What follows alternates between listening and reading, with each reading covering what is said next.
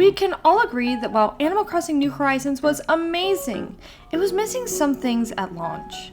Well, actually a lot of things. So Nintendo had to come out with updates constantly for the first year after it hit the shelves. Starting with an update on day 1 to add in Bunny Day, we had an April update, 2 July updates, a September update, a November update. Heck, 2021 started off with an update in January. Then of course we know late in the game in November 2021, we had the 2.0 update. Lots and lots of updates. And I'll be real, the updates were awesome and amazing every time and kept the excitement up.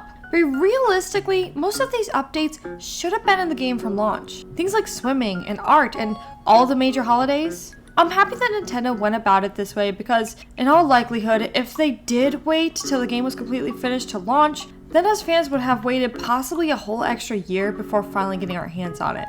So I in no way fault Nintendo for choosing to go about it this way with this game. With that being said, Nintendo now has this beautiful assets of New Horizons and won't need to take a lot of their team's effort on making all brand new HD assets for the next game. That huge chunk of the work has already been completed. I think we can all agree that the next Animal Crossing game can use the same gorgeous visuals as New Horizons and none of us would expect anything else. So, Nintendo has a lot of the work already completed, therefore they will have more time this time around to focus on really making the game good and complete by launch. Now with that lengthy intro completed, I want to go over 10 things I believe we need to see at the start of the next Animal Crossing game. Number 1, holidays and seasonal events. And when I say that, I'm talking about Bunny Day, May Day, National Museum Day, summer fireworks shows, Halloween, Turkey Day, Toy Day, and Festival. All of which had to be added to New Horizons in updates. I understand we obviously don't necessarily need these events in the game before they occur, but it just feels wrong to me to technically buy a game that is completely devoid of all the holidays Animal Crossing is known for. For example, this year, Nintendo shut down all online capabilities of the 3DS. Now I can no longer download any updates to Animal Crossing New Leaf. One day in the far future, when this happens to the Nintendo Switch, new players who want to go back will be met with a barren Animal Crossing game without any holidays or seasonal events, and that's honestly just not okay. Number 2, all the characters. From the beginning, we were missing Leaf, Red, Brewster, Captain, Harriet, Katrina, Tortimer, Luna, and of course, all the holiday characters.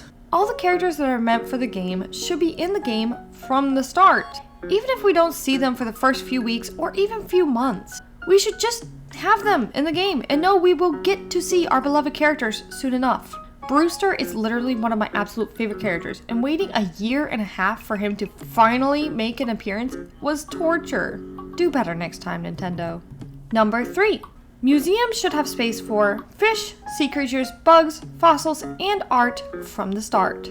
It's as simple as that. All the different collectibles for the museum should be obtainable from the start, and there should be a layout to include all of the things from the start. Again, even if it takes us a hot minute to get our first of each item, it should already be coded and in the game and ready for us. Number 4. The Café should be in the game from the start.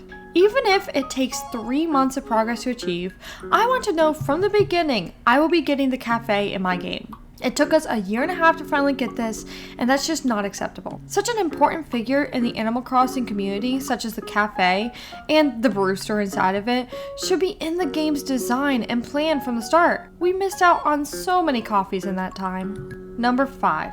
Cloud save and save data transfer. This is a no-brainer, but for some reason, Animal Crossing New Horizons was missing a cloud save feature when it first came out. And it took us some months before this feature came, meaning if something happened to our Nintendo Switches in that time, we would lose every bit of progress in the game. We would literally lose everything, and have to start it all over when we got a new Switch. I do hope Nintendo doesn't overlook this very important feature in their next Animal Crossing game. Number 6. Island Ordinances.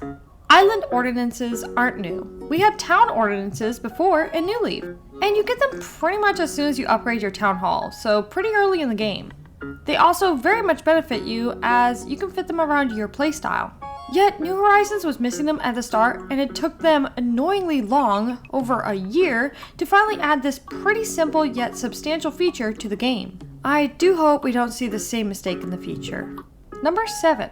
Swimming and diving. It took us till the summer, 4 months after New Horizons release, to finally get wetsuits and the ability to go swimming and diving. This is an especially important feature when I think about the creatures whose availability is seasonal. Giving us the ability to swim and catch sea creatures 4 months into the game means we missed 4 whole months of seasonal creatures due to Nintendo dropping the ball on this one. And if you're a player like me, who's got a huge goal of completing the museum, this setback is quite devastating to your timeline.